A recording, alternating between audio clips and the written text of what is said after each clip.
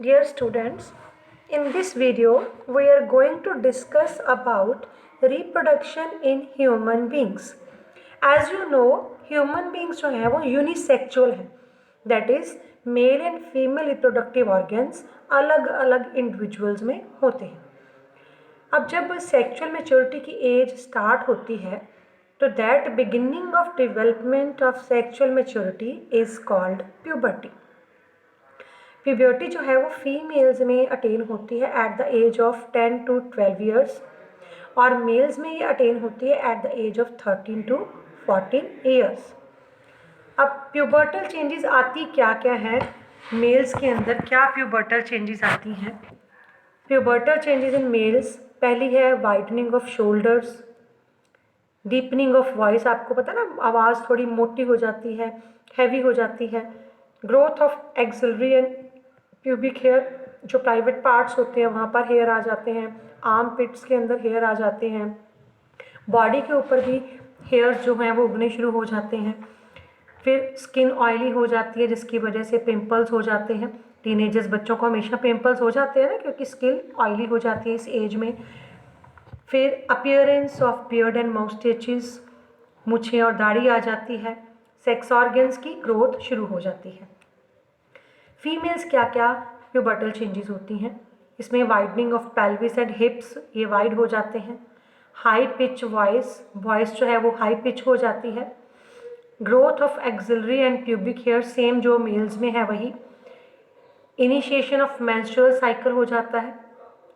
इसमें भी skin oily हो जाएगी जिसकी वजह से पिंपल्स होंगे. ठीक है. और ग्रोथ ऑफ मेमरी ग्लैंड्स, ये भी स्टार्ट हो जाती है. तो कुछ चेंजेस जो है वो दोनों में सेम है. जैसे वॉइस का चेंज होना, मेल्स में वो लो पिच हो जाती है यानी कि मोटी आवाज़ हो जाती है और गर्ल्स में वो हाई पिच वॉइस हो जाती है. तो ये प्यूबर्टल चेंजेस मेल्स में और फीमेल्स में देखने को मिलती हैं जबकि सेक्सुअल मैच्योरिटी की एज स्टार्ट होती है. अब क्वेश्चन ये अराइज होता है कि इस प्यूबर्टल स्टेज पे बॉडी क्यों शो करती है sexual maturation, why there is. तो इसके दो रीजंस के साथ हम इस क्वेश्चन को एक्सप्लेन कर सकते हैं, इसके आंसर को, कि दो रीजंस है बेसिकली. फर्स्ट रीज़न ये है कि स्पेशलाइज्ड फंक्शन, कि सभी मल्टीसेलुलर ऑर्गेनिज्म जो हैं उनको स्पेशलाइज्ड सेल्स चाहिए होते हैं अलग अलग फंक्शंस के लिए. तो इसी तरह से रिप्रोडक्शन के लिए भी अलग से स्पेशलाइज्ड सेल चाहिए. जैसे प्लांट्स में आप देखते हो फ्लावर्स हैं, उनके अंदर मेल और फीमेल ऑर्गन्स होते हैं, स्टेमन्स और कार्पेल्स होते हैं. इसी तरह से ह्यूमन बींग्स में भी जर्म सेल्स जो हैं वो स्पेशलाइज्ड सेल्स हैं, तो उसको क्रिएट करना स्टार्ट हो जाता है at the age of puberty. Second है body growth versus reproductive tissues. जितने भी हमारे रिसोर्सेज हैं वो हमारी बॉडी की जनरल ग्रोथ के लिए चाहिए होते हैं. रिसोर्सेज मतलब जो हम खाते पीते हैं, ठीक है, वो हमारी मेनली बॉडी ग्रोथ के लिए चाहिए होते हैं. लेकिन जब एडल्ट साइज आ जाता है, ठीक है, तो उस समय रेट ऑफ एडल्ट साइज आने से पहले जो भी हम खाते हैं सारा बॉडी ग्रोथ हो रही होती है ना. हमारे बॉडी की पूरी की ग्रोथ, हाइट बढ़ रही होती है, वेट बढ़ रहा होता है, सारी ग्रोथ हो रही होती है. लेकिन जब एडल्ट एज आ जाती है तो उस समय जो हमारी बॉडी की ग्रोथ है वो स्लो डाउन हो जाती है और इस वजह से जो रिसोर्सेज हैं वो रिप्रोडक्टिव टिश्यूज़ की मैच्योरेशन की तरफ शिफ्ट हो जाते हैं. ठीक है, और रिप्रोडक्टिव टिश्यूज़ की मैच्योरेशन स्टार्ट हो जाती है तो बॉडी ग्रोथ स्लो हो जाती है. इसीलिए बॉयज़ में एक 17-18 की एज तक बेसिकली ग्रोथ 15-16 साल तक काफ़ी तेज़ होती है हाइट वगैरह बढ़ने की. उसके बाद थोड़ी स्लो हो जाती है क्योंकि उस समय सेक्सुअल मैच्योरिटी स्टार्ट हो जाती है. इसी तरह से गर्ल्स में भी एक एज के बाद हाइट बढ़नी थोड़ी कम हो जाती है क्योंकि तब सेक्सुअल मैच्योरिटी स्टार्ट हो जाती है. तो ये दो रीज़न एक्सप्लेन करते हैं कि प्यूबर्टल स्टेज पे ही क्यों ये ऐसे सेक्सुअल मैच्योरिटी आती है. इसी से रिलेटेड एक और क्वेश्चन है कि मेल्स और फीमेल्स में जो प्यूबर्टल चेंजेस होते हैं वो रिप्रोडक्टिव प्रोसेस के साथ कैसे लिंक्ड हैं, हाउ आर दे लिंक्ड. तो हम दो एजम्पशंस लेकर इस आंसर को कंप्लीट कर सकते हैं. फर्स्ट है ट्रांसफ़र ऑफ जर्म सेल्स. बहुत सारे मोड ऑफ रिप्रोडक्शन ऐसे हैं जिसमें स्पेशलाइज्ड जर्म सेल्स चाहिए होते हैं दो अलग अलग इंडिविजुअल से ताकि वो जुड़ें और एक जाइगोट बन जाए. ठीक है, मेल और फीमेल जर्म सेल्स जुड़े और जाइगोट बन जाए। अब ये मेल और फीमेल जो जर्म सेल्स का फ्यूजन है ये दो तरीके से हो सकता है। एक है external release of germ cells, body में से जर्म सेल्स एक्सटर्नली रिलीज हो जाएं, जैसे कि फ्लावरिंग प्लांट्स में हम पढ़ चुके हैं पीछे ना, स्टेमन्स में पॉलन ग्रेन्स होते हैं, उसके अंदर मेल गैमेट्स होते हैं और फीमेल ओवरी में के अंदर एग्स होता है, तो वो एक्सटर्नली रिलीज हो जाते हैं।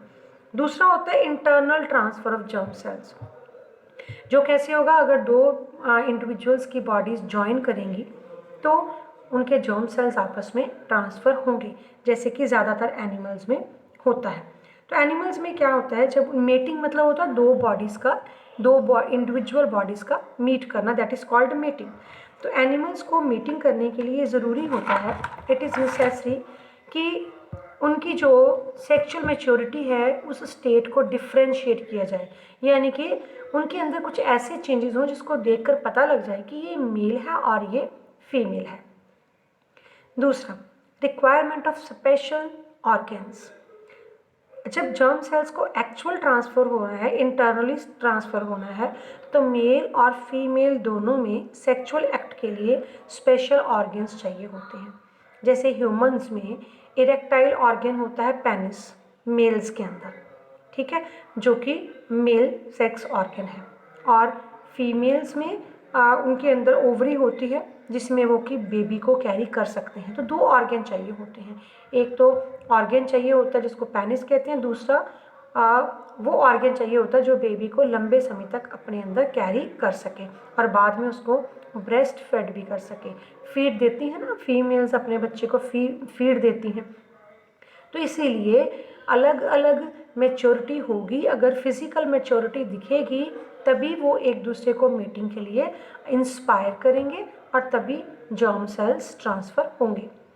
एक इसमें डेफिनेशन करनी है, एडोलेसेंस किसको कहते हैं। जब प्यूबर्टी हम किसको कहते हैं, स्टार्टिंग ऑफ सेक्सुअल मैच्योरिटी। तो फर्स्ट साइन ऑफ प्यूबर्टी जब आता है उसके बीच का और कंप्लीट सेक्सुअल मैच्योरिटी आने के बीच का जो टाइम होता है दैट इज़ कॉल्ड एडोलेसेंस। तो 18 में माना जाता है कि कंप्लीट सेक्सुअल मैच्योरिटी आ जाती है, 18 तक आते हैं, तभी उसको हम एडल्ट बाद में कहने लग पड़ते हैं ना। तो डिफरेंस ये जो पीरियड है between first sign of puberty and achievement of complete sexual maturity is called adolescence. Adolescence को हम आमतौर पर टीनेजर्स भी कई बार कह देते हैं, टीनेजर हैं।